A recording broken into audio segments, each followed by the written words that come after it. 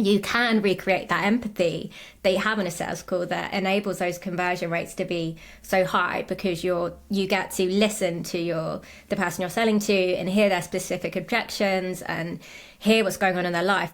Welcome to The Creator's Adventure, where we interview creators from around the world hearing their stories about growing a business. Today we're going to share a copywriting process that anyone can apply to their business to get more sales. Hey everyone, I'm Brian McAnulty, the founder of Heights Platform. Let's get into it.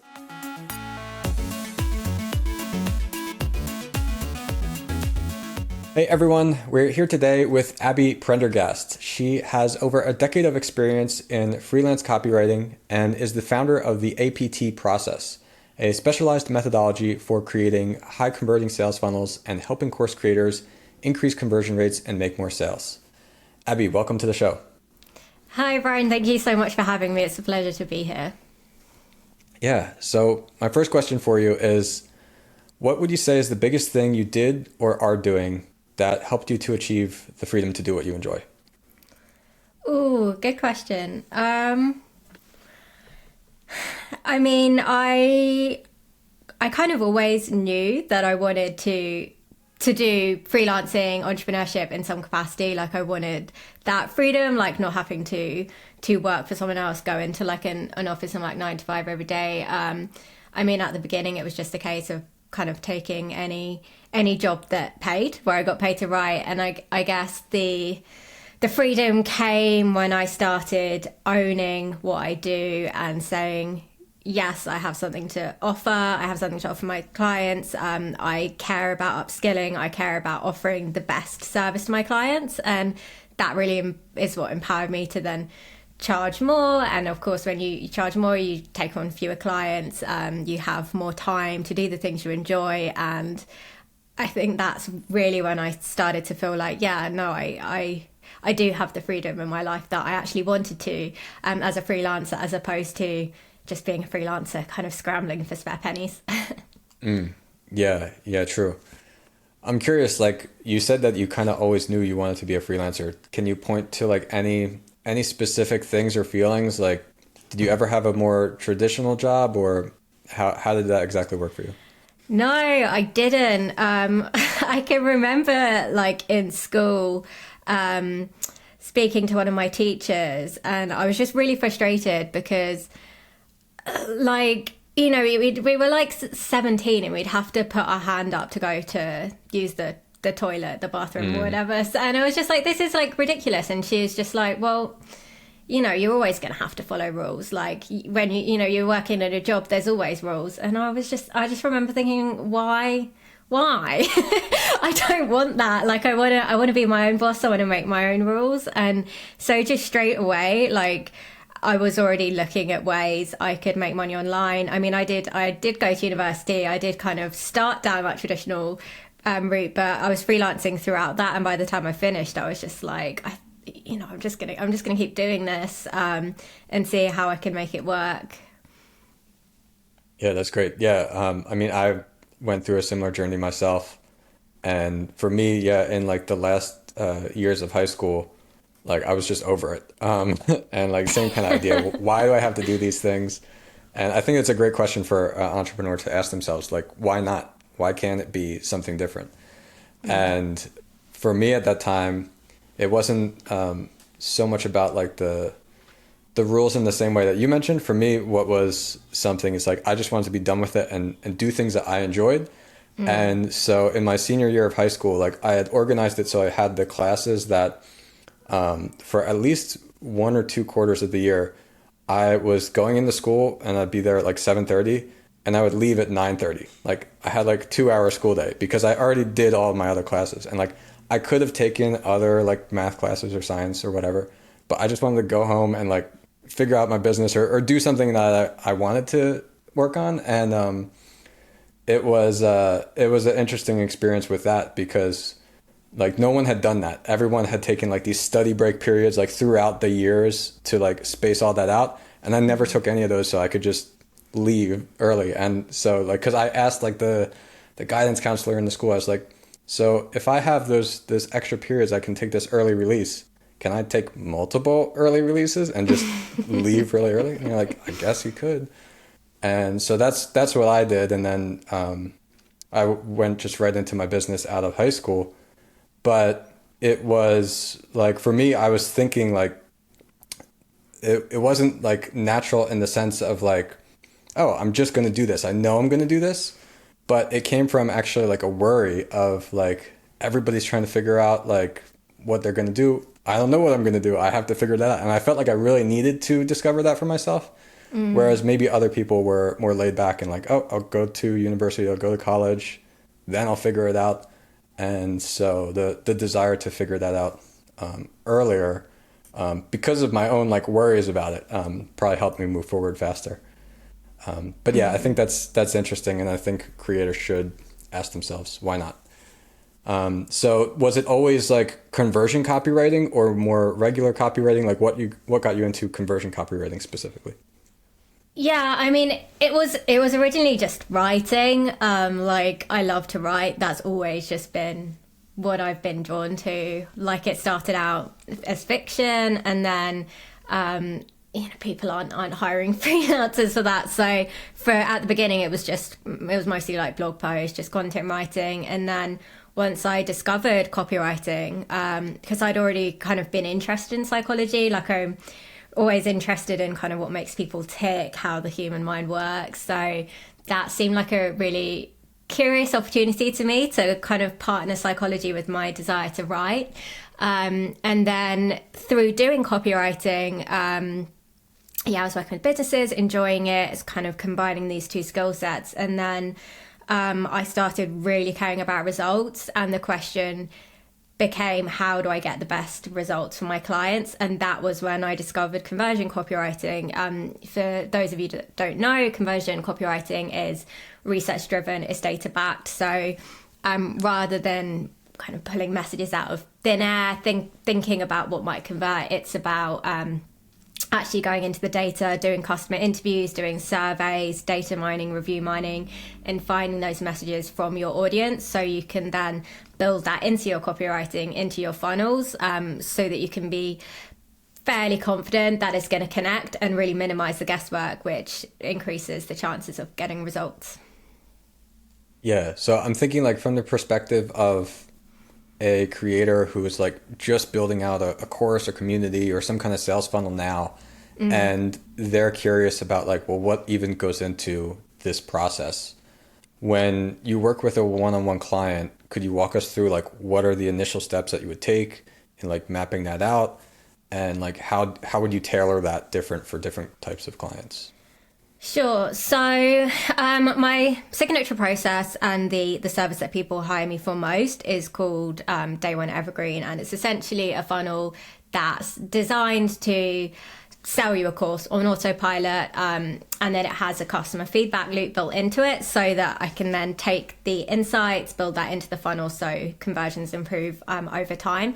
So when someone would hire me to do that, the first thing I do is obviously chat to them. Like I always, I love talking to the creators because, well, I mean, you guys know you've poured so much love and passion into your course, and I want to hear that, and I want to soak that up and make sure it pours onto the sales page. I think when we're writing our own copy, it can be difficult to translate that passion, and we end up sometimes resorting to like marketing cliches when really like we've got something special, and we need our readers to feel that. So I always talk to the client and any other members of the team. And then I want you to continue, but I want to just interject right there, because I think that's a really good point, that often creators have something really special and they don't know how to communicate it. And they're talking to somebody else like you, and then you realize like, wow, you just told me all these things. I had no idea about that when I looked at your website. But now I know, and so you can help them to make sure to actually communicate those things. Oh, exactly. Or people, they'll be talking and they'll be like, "Oh yeah, and I have this in my course," and I'm like, "Whoa! You've just like skipped over that." But I don't know anyone else that's doing that. That's awesome. Can we talk about that a bit more? And then as you go into it, and it's like, that should be your hook. You've totally buried the lead there. That this is fantastic. Why are you not talking about that? But yeah, I mean, I do when I'm writing my own copy. I always get other copywriters to look at it, because I know that when I'm too close, I'm gonna miss stuff. So yeah, that's the first thing. Talk to the client. I always go into the course and see for myself. I only work with course creators where I've been in the course and I really believe in it. That's just one of my values. I believe in the power of copywriting. I've seen the power of copywriting to sell courses, so I want to be part of selling courses that I love and think are great. And then after I've spoken to the client, the next step is to speak to the audience. And that is where the gold comes in. I mean, you guys know like the basics of marketing. Like you can start by talking about a problem and then offer your solution, like all that stuff. But that problem is going to fall flat unless you're speaking in the language of your customer. If they can't contextualize that problem in their own lives, then it's not going to resonate. So the best way to get that copy is to just talk to customers. So I'll always interview like 5 to 7 people and just ask them like what was going on in your life when you purchased this, and really just keep digging and get that good stuff. And the stuff that comes up, it's amazing. I mean, it's like you like these conversations. Yeah, absolute gold. Like these interviews write the copy for me, and then I look at like the forums that people are like moaning on. Like when they're like, for example, if I'm writing a course on parenting, I'll look at the mum forums and see, okay, what are they complaining about? What language do they use? What are they celebrating in the testimonials on similar courses? How do they quantify a win? And it's a case of really assembling the copy, not necessarily writing it, and actually using all that voice of customer to craft the messaging. And it will resonate because it's made up of your audience. It's like the people you're selling to are creating the messages for you. Yeah, that's a great way to describe it. I think that it's so helpful to get that feedback, and like I think creators hear certain things like this and they think, man, I'm not really like analytical. I don't have this whole process of like calculating all these things and all the data behind it. And it doesn't have to be like that exactly. Like it's really just getting on calls, responding to messages, making sure there's a way that people can submit these messages. And that way, when you get that information, like they're telling you like, oh, this was my problem. And then you realize like, oh, like all these people say that this thing was their issue. Like, now I can just say like this solves that issue and communicate it much better to them. 100%. Like you don't need to be reviewing like thousands of server responses. I mean, you know, but it's really, if you think about the most empathetic sales call you've ever had, like the one where you were talking to a client and you just spoke to them like a friend and they opened up to you, that call will write your sales page for you better than any marketing guru, any content you'll read. Go into that call and use that as the foundation for your sales page. Yeah, that's true. That's great because like that's a call also that like creators like you've probably done that. So you can make your copy be similar. What would you say are like the main marketing activities that course creators need to do if they want to increase those conversion rates, apart from what we already talked about? Yeah, so your sales page is, I mean, that should be your best sales call in print, as we just said. If you're selling a high ticket course or even a mid ticket course, like $500, like I recommend having a webinar because it's an opportunity for your audience to actually see you, to build that know, like, and trust factor, for them to get a feel for your energy. And that webinar can actually replace the sales call. I mean, if you want to automate your sales, which we all do, we all have that dream of just waking up to the sales rolling in. You know, you have to turn your Stripe notifications off because they're just pinging all the time. Like, who doesn't have that dream?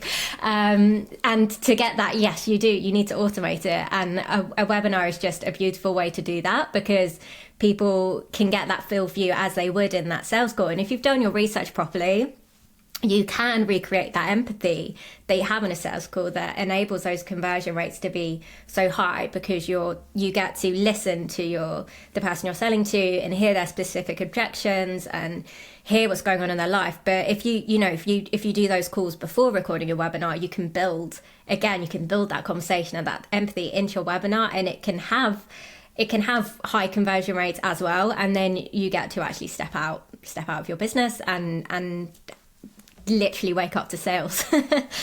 Yeah.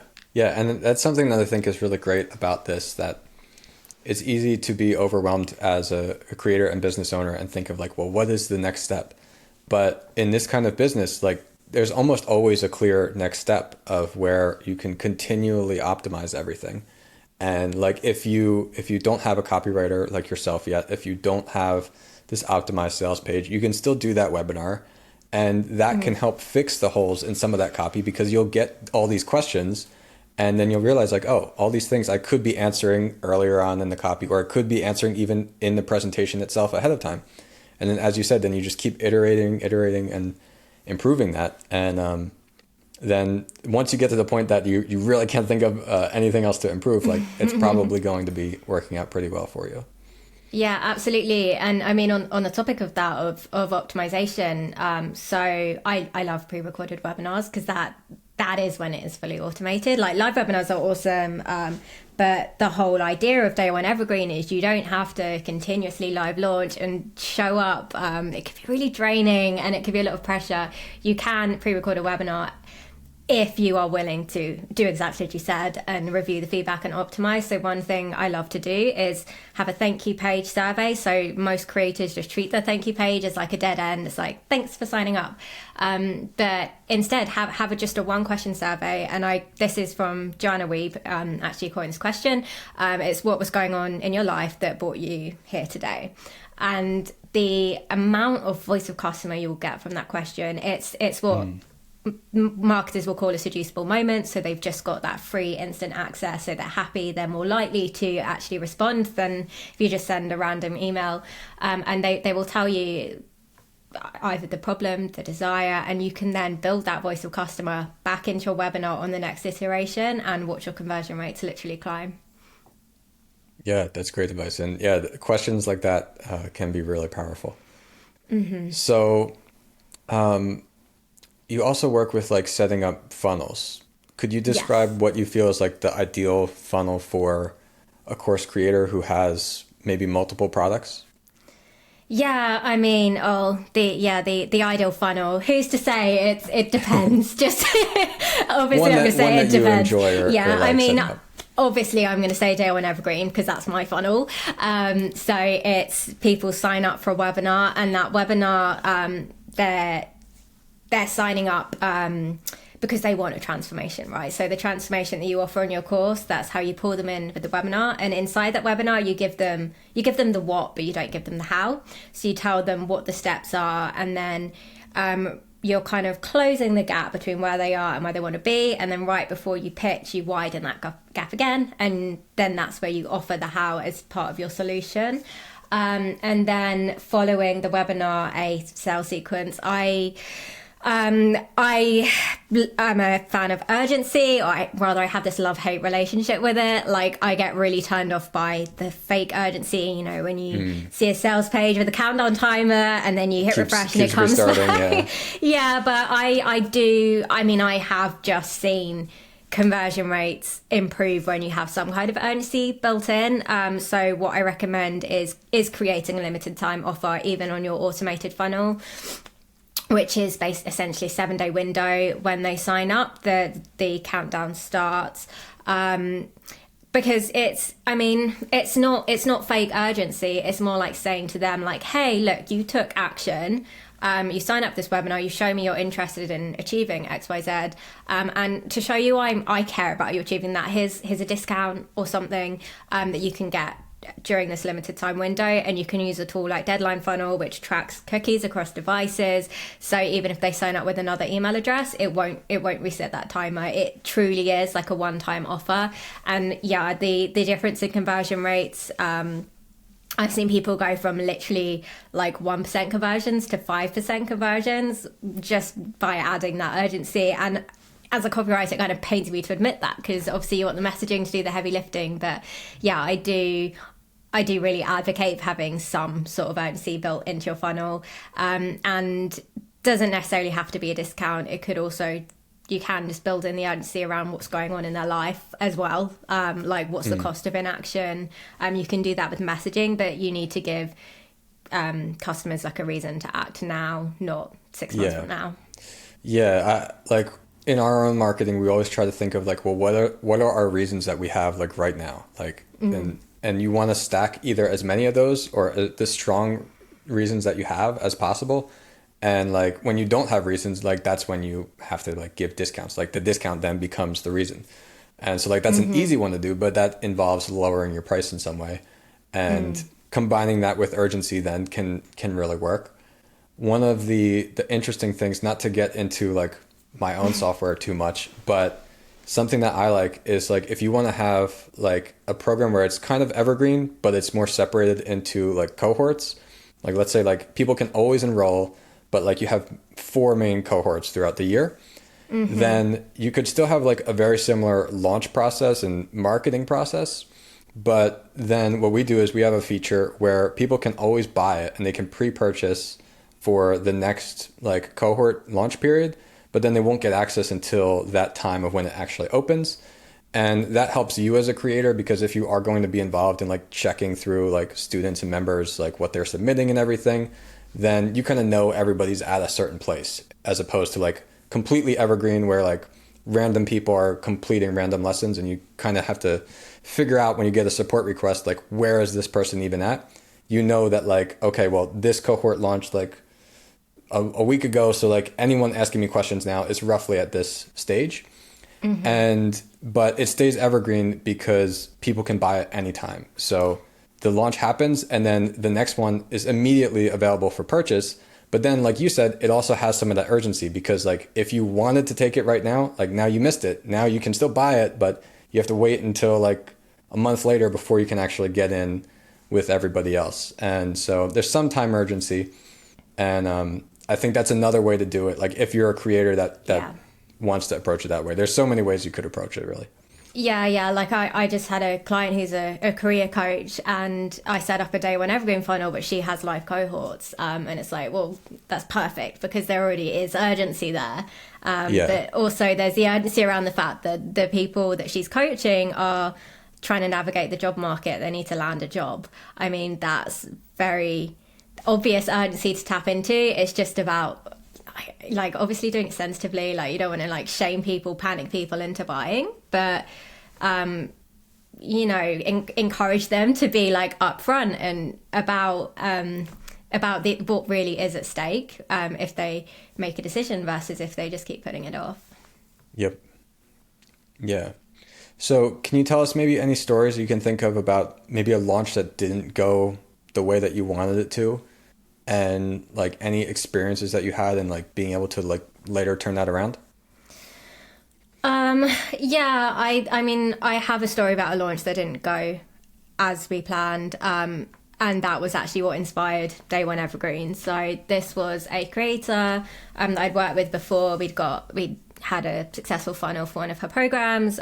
She had an audience, and then we built out this epic live launch funnel with 3 webinars, like all these upsells, downsells, fast action bonuses, like just all the bells and whistles. And we were psyched for it. We were like, this is going to be like a high 6-figure launch for sure. And then when on the day the first webinar arrived, it was we waited. People started coming into the room, and then 5 minutes in, we realized there were only, I think, like 25 people in there. It was like a 3% show up rate. So all the hundreds of leads that she'd bought on Facebook just didn't show. And we were shocked. I mean, she was obviously gutted, like, and fair play to her. She kept her energy up throughout that webinar for those 25 people. But that experience really, that was what made me like move me away from live launches. And I was like, okay, yeah, they're so fun. Like they can be a great cash injection. Like it's fantastic when they work well and you see the money rolling in, but it's a lot of pressure to put on yourself. And me as a copywriter, because I'm invested in my client's success, and it's like when their the yearly income is dependent on this one launch, all it takes is one broken link and people can't get into the Zoom room, and then you've like hundreds of thousands of dollars of predicted revenue are just gone. So that inspired me to build Day One Evergreen, to leverage, like take all the principles of live launching that are so effective, build it into an evergreen funnel, and then build that customer feedback component in so that I can continue optimizing. So rather than live launching every time we need like a cash injection, just more looking at the funnel, how can we optimize this to make it more effective and create like sustainable, predictable, sensible growth, rather than just putting everything into like these 7-day windows that may or may not go as planned. Yeah. Yeah, personally, I do enjoy the evergreen process better as well. And maybe it's partially just because my business being more software than courses is that like we want people to always be signing up. But like even for myself personally, like I rather be just continuously improving the product and working on that rather than like having to feel it's all building up to this. And then, as you said, like one thing going wrong, it just puts a lot of stress on the whole thing. Yeah, and things are changing so quickly. Like you can do a live launch, collect all this data. Like you could have like an amazing copywriting course like that you launched last January, and then ChatGPT comes out and then everything has changed. So what are you going to do? Do you wait another year to test the messaging? Whereas if you have an evergreen funnel, you can start testing straight away and optimizing straight away. So everything's always like as fresh and up to date as possible, which is just another reason why I love evergreen. Yeah, you get the feedback loop like immediately, which I think is great, like not only for a marketer but also for a creator to just allow you to keep iterating on everything. Yeah, and like as you said as well, you want it to be available all the time. And I think as the course market gets increasingly saturated, more people are going to say like, okay, like I like this course, but I can't buy it now, and I am going to go somewhere else. Like we are in an instant gratification world. You know, we could order something on Amazon Prime and it's there on your doorstep like the next day or even the same day. So I think that's another downside to live launching. Like fair enough if you're like Amy Porterfield and you've got this amazing huge audience that's totally loyal to you, but for most of us, people are probably going to go elsewhere other than like maybe a small percentage of your most loyal people. Like you're better off just giving your audience what they want when they want it. Yeah. Yeah, and like you said, like the marketing and everything building up to it, like we've suffered from the same thing before of like we get all these leads and we're like, great, this is awesome. We found these really cheap leads on Facebook. And then it turns out, that's why they were cheap leads. They don't do anything. And so like, yeah, it's hard to like only find that out so much later, versus like just continuously working on like, okay, we're steadily getting more and steadily growing. So I agree with that. We saw from your Instagram page that you love traveling and you worked as a digital nomad for quite a while. How would you say traveling has influenced your approach to business and copywriting?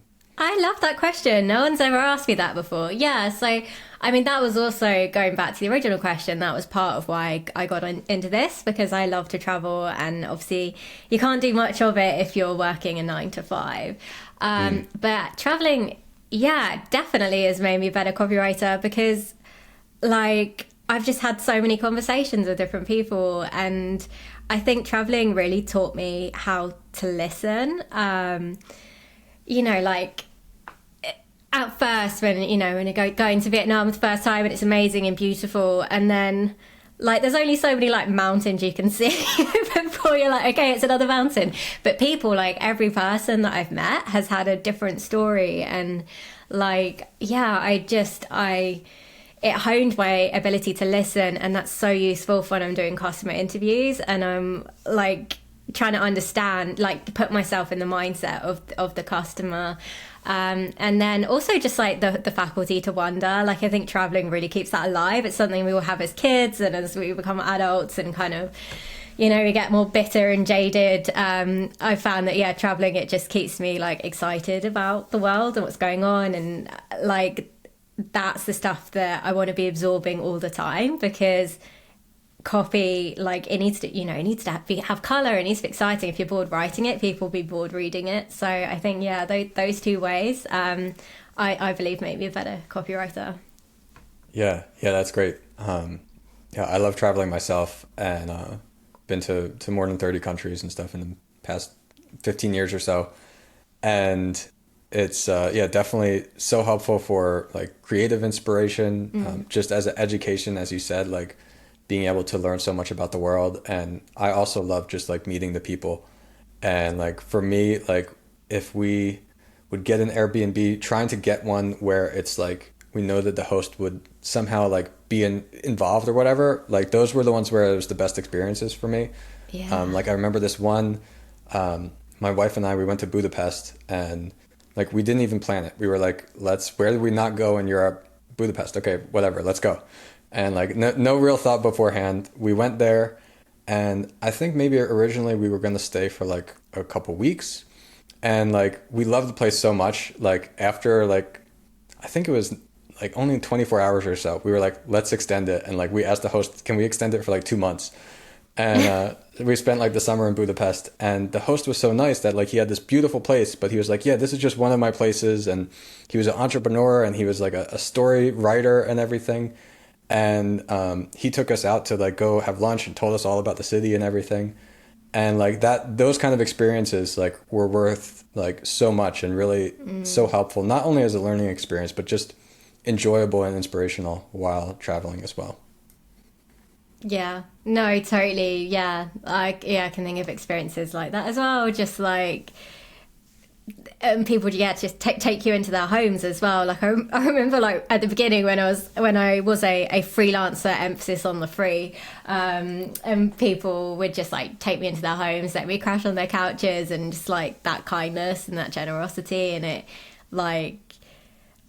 I know, I just feel like joy is so good for creatives. Like getting that joy, that connection, like it's, yeah, like I said, it's just, it's inspiring. It keeps you alive, excited to Yeah. Yeah, definitely. I mean, my analogy to like people who haven't traveled is kind of like if you just stay in the same place the whole time, it's like you're playing a video game, but then you never leave level 1.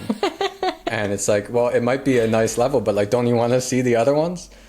And that's the kind of the way that I look at it. So yeah, yeah, that's great.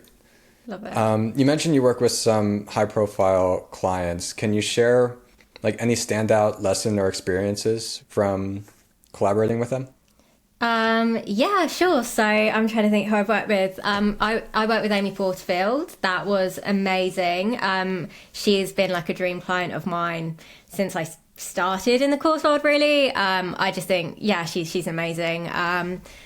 That what I learned from that was, I think what an organised team looks like, because she has her Asana board, all the project workflows, she has systems in place to make sure everybody's collaborating in the best way.